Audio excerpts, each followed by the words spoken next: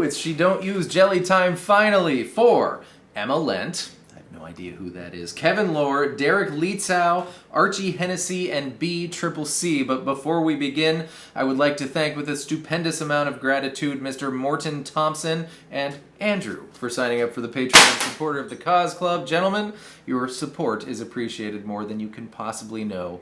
Thank you. And if you would like to know what that's all about, the link, of course, will be in the description. The chord progression for the big intro is D. G, A, G, A, G.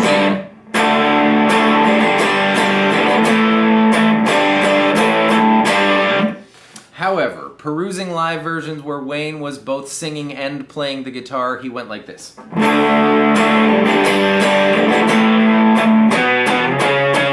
And that part does come in on the record as a separate guitar, but what gives with that, when we're supposed to go back to G, instead of that, we play a B octave chord, that's A string 2nd fret, G string 4th fret, and when we're supposed to go back to A, rather than that, we play a C sharp octave chord, A string 4th fret, G string 6th fret, and then when we're supposed to go back to G, we go back down to the B octave chord. As you notice, there is a B note in your G chord, and there is a C sharp note on your A chord, so this B octave is emphasizing the B-ness of the G chord, and the C sharp octave chord is emphasizing the C sharpness of the A chord. So you can do it or not, just play the chords or chime in with the octave chords. I like them.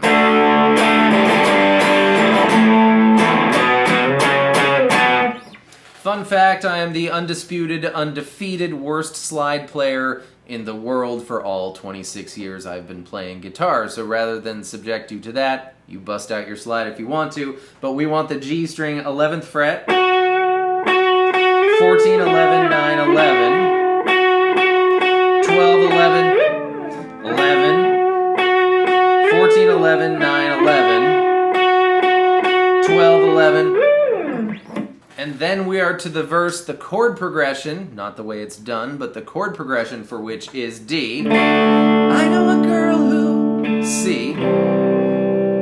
Same thing again.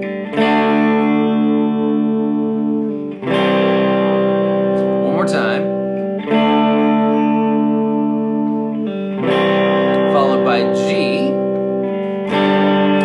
Chug away on A a little bit. But the way it's done is really cool. It's all F shapes. Your D is going to be an F shape on 10, 11, 12. C is 2 frets lower. Do it again. One more time. G is on frets 3, 4, and 5. And A is cool. You move it up 2 frets higher and then add your pinky finger to the G string for a suspended 4. And let it release to regular A.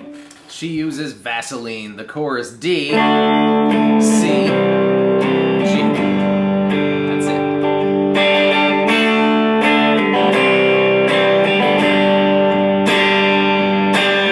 But there's a super great high guitar tinkling away on triads on the same chords, but much, much higher during that part. You can, if you want, grab your F-shaped D, but it's a triad, which means 3 notes, not 4, so lose your ring finger, and we're left with 10, 10, 11 for D.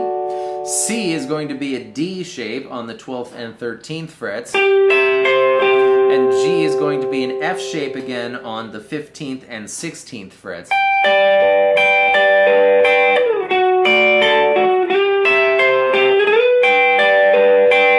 And that's how I figured out that the chords were D, C, and G, because you'll notice that the bass is going D, E, G. So what gives with that E? Well, it's the E out of your C chord. There it is on the D string 2nd fret, so that bass is emphasizing the E-ness now of the C chord.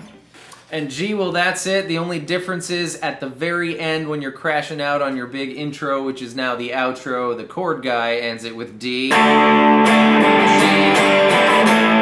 when you land on A, it's over, where the slide guy is on the G string going 11, 12, 14, 16, 18, and now we've done it. This is one of those ones that I'm sad that we've done it, because now we don't get to do it ever again. She don't use jelly. I hope that was fun and helpful. Thank you so much for joining me for this one, and I will see you next time with more stuff.